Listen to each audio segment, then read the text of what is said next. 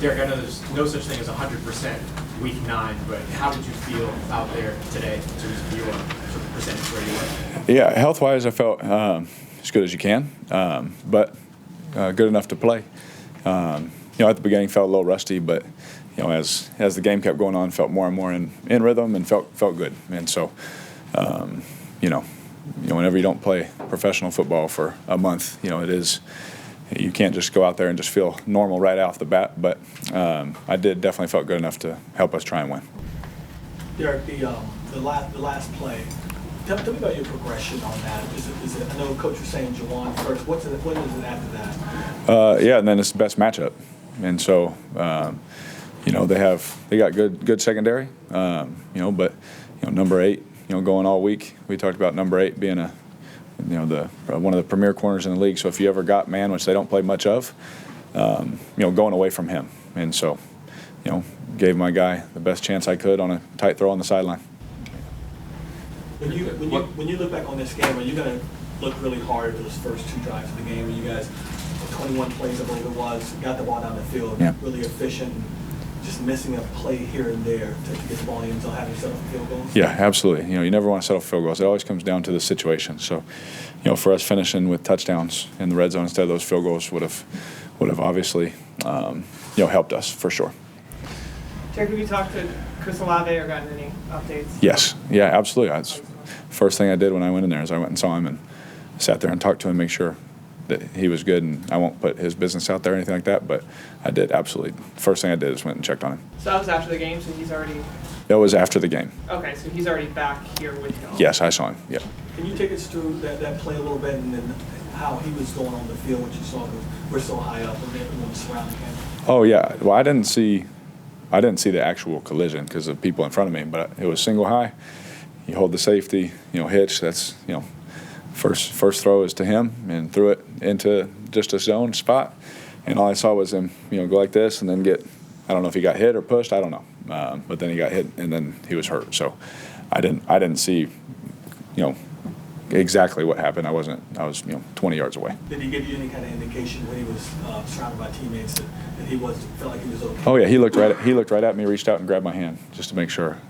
I saw him. Absolutely, yeah. Derek, is that a tough scene to see, especially because of he's had multiple concussions, multiple weeks, and then you see that happen? 100%. That's the scariest part of our game. That's a moment that's the only moment in a game where you'll see both teams take a second and be like, "Hey, man, this is someone's life." Because you don't know what's going on. So nobody wants that crap to happen to anybody. No matter the rivalries and all this kind of stuff. Nobody wants that stuff to happen to anybody. So we're just glad. I'm just happy that I saw him. I'm happy he's okay. From what I saw, I didn't hear anything. But those are scary moments, and I've been a part of a few of them with different kind of injuries where this happened or that happened or something happened on a sideline or whatever. And at the end of the day, we are human too. So it's a brief moment during an NFL game where the humanity kicks in on both sides. When this team is, almost it feels like, the worst it could get, this season in terms of 7 straight losses, the way you lost today. Yeah. What can you do as a team, A, to bounce back, but B, to figure out what's going wrong? Well, it's very frustrating for us as players. Our group of guys, I've said this and I'll keep saying it, like our group of guys is so tight-knit and so close, and so what we do is we rally together, and, we're going to keep going with, whatever our coaches say, we give it everything that we have, and we're going to continue to do that and continue to rally together and, lock arm in arm, because right now it is a hard time. It is. It's a hard time. It's a we're pissed off. We should be winning these football games, and we're not. And for us, that's hard. It's hard to swallow. It's hard to deal with. And so, you can do one of two things: you can give up, or you can keep fighting. And we don't.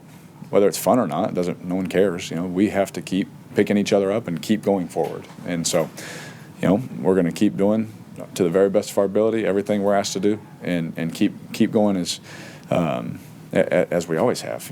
And even whatever it is, man. we talked as players, man, all of us will do whatever we have to do, we'll put it all out there for each other. And so we just got to keep doing that.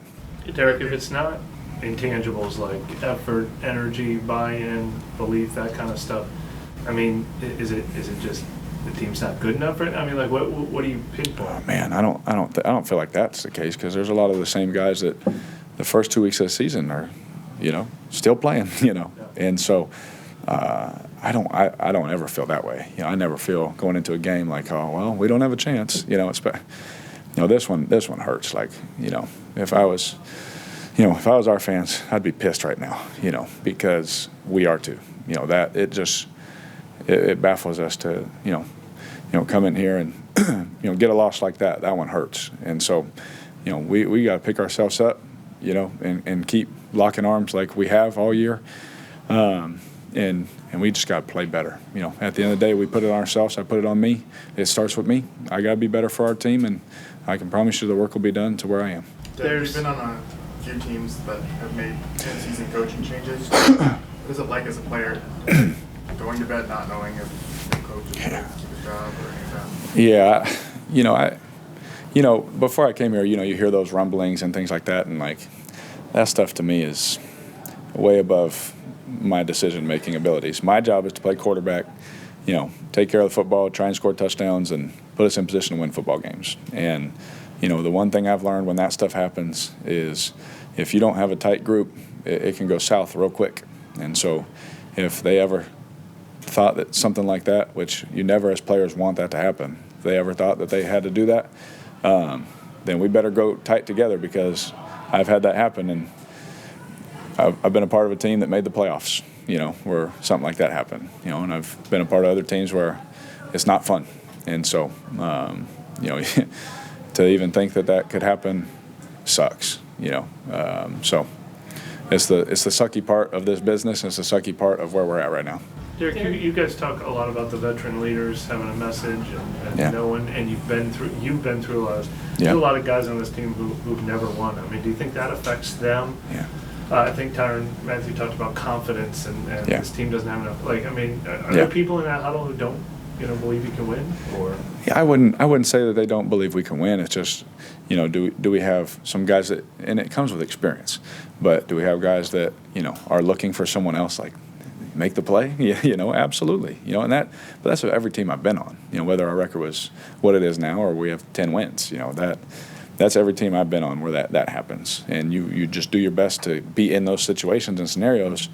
And, at the end of the game, I said something in the huddle before, as we're going after that second play, I was trying to get that ball off, get that snap off. And, just like there's a learned urgency. There's a learned, thing in building character when you're in those moments. I've been in so many of those 2-minute drive moments in my entire life.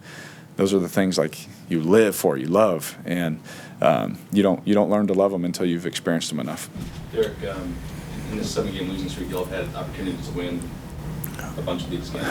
When the team doesn't finish, what does that do to the mindset of the team, mentality of the team, when you have an opportunity you don't get it? Yeah, the scary thing when that happens, the scary thing that I've noticed over my 11 years is when that happens, and something maybe doesn't go your way, do people get deflated?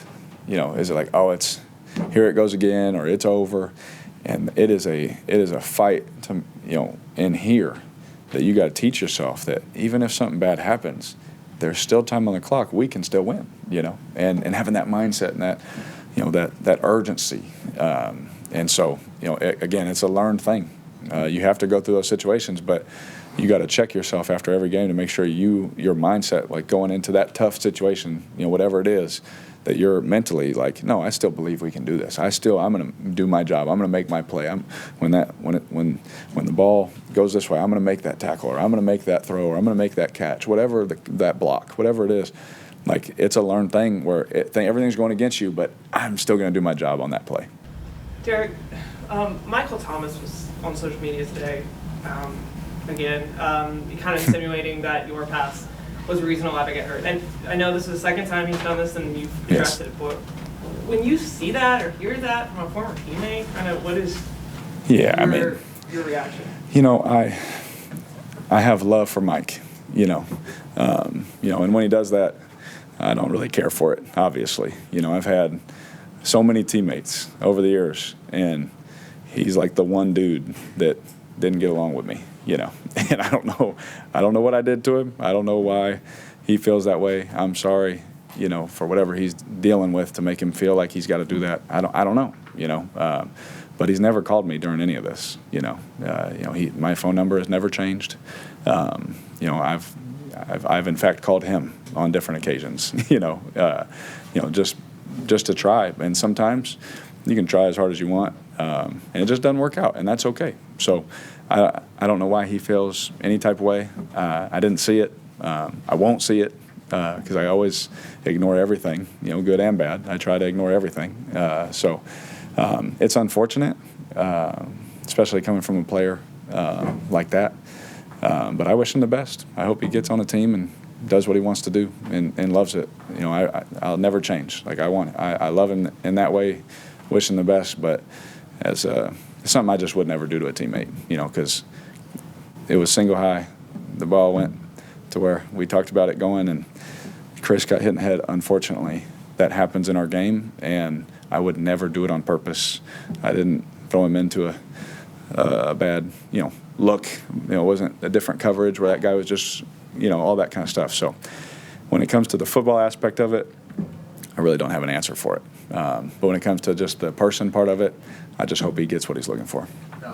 Last one, just to clarify, like on the throw itself, you didn't feel like it was like too high, like that. There's no like guilt that you put him in a bad spot or anything like that. Anytime my receivers get hurt, I feel it in my pit of my stomach. And so if what he wants me to say or what he's looking for is to put blame on me that I got Chris Olave hurt, he can put blame on me. It's not going to change my day. I have a pit in my stomach anytime one of my teammates goes down because I love him that much, no matter if I like him or not. And I happen to love Chris Olave, and we have a great relationship. So, you know, anytime that happens, I feel sick to my stomach, and I hate, and I don't use that word a lot, but I hate moments like that.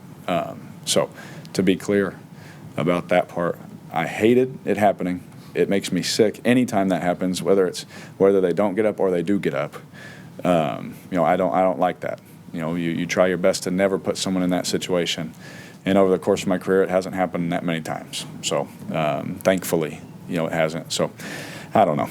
Yeah, I'm sorry that I had to even answer these questions. You know, I wish we could have made it better. I wish it would have never happened. I wish I could have made Mike happier. You know, but that was hard to do. Thank you. Thank you.